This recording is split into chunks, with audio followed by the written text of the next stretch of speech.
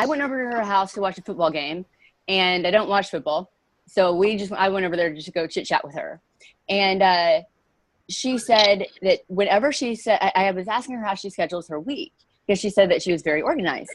And she goes, well, I just, make my agenda that I'm going to do each day. And she goes, and when I put something on my schedule that I'm going to do it.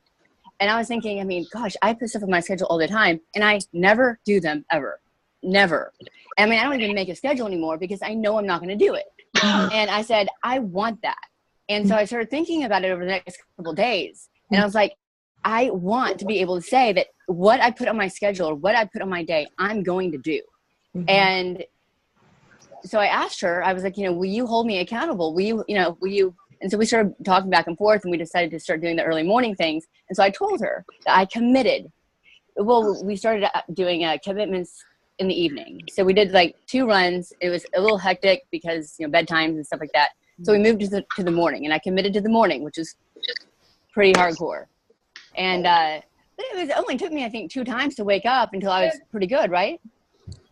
So, getting into that routine changed so much for me. I mean, now if I put something on my schedule, and it's only been a couple months, I mean, not even, maybe 6 weeks, it gets done. And that in turn makes me feel really happy. It makes me feel accomplished. It makes me feel confident in making more goals. And, it creates trust within myself. So, and plus I get to start my day so much earlier. I mean, I really have a nice little nook out here, which is quite nice and peaceful. You'll see it tomorrow morning. I have like my little setup and my little candles going. Like, I love it. And, looking at having a routine consistently, and really a nighttime routine. I need a nighttime one as well, because it kind of helps me stay focused or get focused for the next day. Where the morning kind of helps me stay relaxed and peaceful, I'd say, throughout the day. So my goal for the retreat is to really be able to get a routine, because my long-term goal is to, I made a list a couple of years ago of different characteristics, different values that I think that human beings should be able to possess, but particularly words that really resonated with me.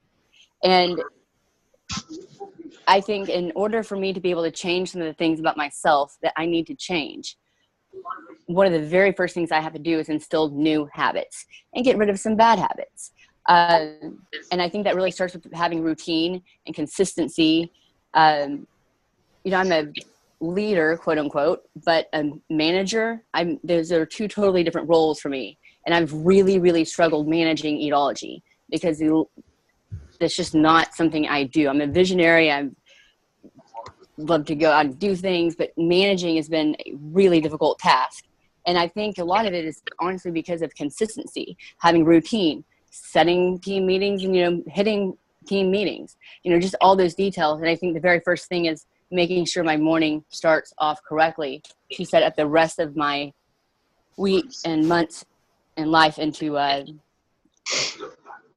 something I can attain. Does that make sense? So to answer your question on what my goals are for this week, if the very lowest hanging fruit, the one thing that I can do this week that will make sure that I have a routine, would be to wake up at 5 o'clock, Monday, Tuesday, Wednesday, Thursday, Friday, to make sure I'm in work mode, ready to rock and roll by 9 a.m. and making sure I go to bed, lights off. That doesn't, after, hopefully after my evening routine by midnight, I think it would be the very latest. And so I was very lenient with my goals this week, but I wanted to make sure I hit them. And so then the second week, I'll add on a couple more. And so we'll slowly build it out until I truly have, after 5 weeks, a very solid routine for my morning and for my evening, if that makes sense. Yeah, that makes sense. I wanted to hit on something real quick that you said about your space in there. Did y'all all read the Tips for Success document? Mm-hmm. And it talked about having this space for yourself. And I know that may, sound silly to some people, but tidying up your house, like spend a day cleaning up your house, it helps, because what I've found is that if we see something, like right now my desk is not a good example, but if we're doing something and we're trying to be mindful in the moment and then we see something shiny, we're out of our moment because we have to make a choice. We have to make a choice. First of all, do I want to do whatever I'm looking at? Or say, for a better example, say you're doing something, you're trying to be in your moment, and your phone rings, right? That's just a distraction. And it's kind of use it as a symbol more than anything. And you have to make a choice. Am I going to answer that or am I going to let it go? Who is it? Blah, blah, blah. Now your brain is just away. So basically what tidying up does and finding that space for yourself within your house, like Laura had just said, is to eliminate distractions. Eliminate those distractions that you wrote out at the very beginning on Wednesday. So get your space. So here's my little spot. I'll show y'all.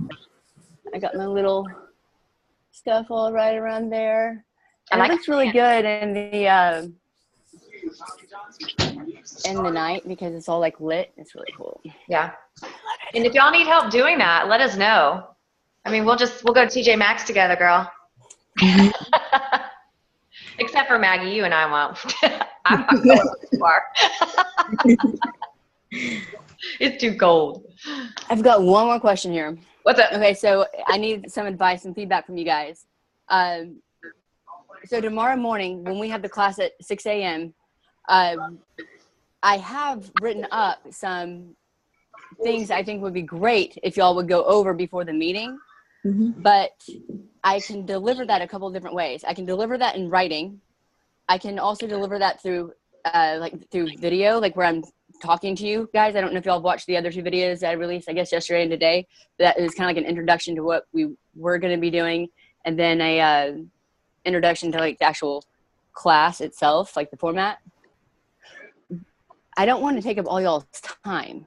What y'all think is the most, what manner would y'all like? I mean, I know both would be ideal, but if we had to choose one way, whether that was writing or video, what do you think would be the most efficient way for y'all to be able to get the lesson plan, I guess, if you will, or the pre-topic that we are going to talk about? For me, video. Video?